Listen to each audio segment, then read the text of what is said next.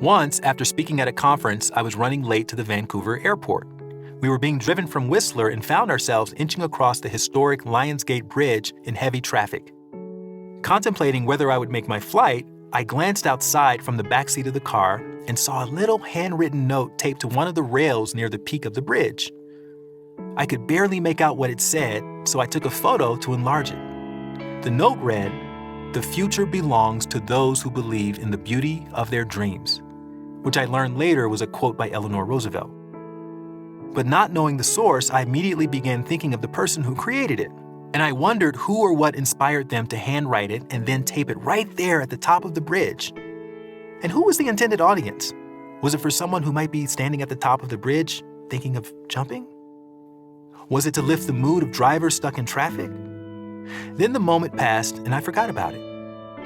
As I sat in the airport later, scrolling through my camera roll, I came across the photo of the note and I thought, what if it was intended for someone who writes a daily inspirational message? Someone who would be stuck in traffic on that day at that spot, who might one day write a book and share this message with people around the world. We'll never know, but it goes to show how far and wide these little gestures of kindness can spread when we're paying attention.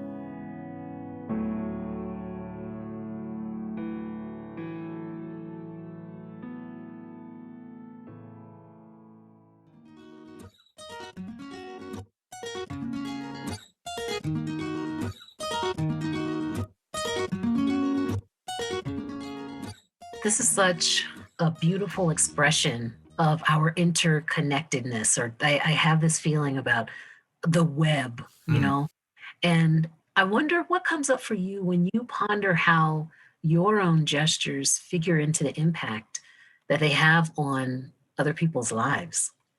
When you write a daily inspirational email, it really changes the way you view otherwise ordinary moments, and you're always kind of on the lookout for inspiration. It's like if you wrote a blog called Red Cars, and every day you were posting about a red car you saw somewhere, you would be the one to notice red cars everywhere you go, whereas most people wouldn't even be aware of them. And so whatever your thing is, you would notice it more than anyone else. And I feel like the universe kind of sends us little gifts if we're paying attention to them. And there's another couple of doses that address that directly in the book. But that was just one moment, one gift that I felt like I had, and I just had to share it. And I didn't realize the value of sharing it until after I actually shared it, because the whole thing was being driven by inspiration from start to finish. And I think that's one of the telltale signs, again, of being motivated by inspiration is it's not something that we necessarily plan. It's more spontaneous, right? Taking the photo was spontaneous, and then scrolling through it later was spontaneous, and then making the connection between, like, I didn't have a book in mind when all that happened. I didn't know I was going to be writing a book about this and that it would be included in the book one day. And maybe the person who wrote it is listening to this, and maybe they'll reach out, and then that will lead to something else. You just never know. You just never know. And I think that's the beauty of it.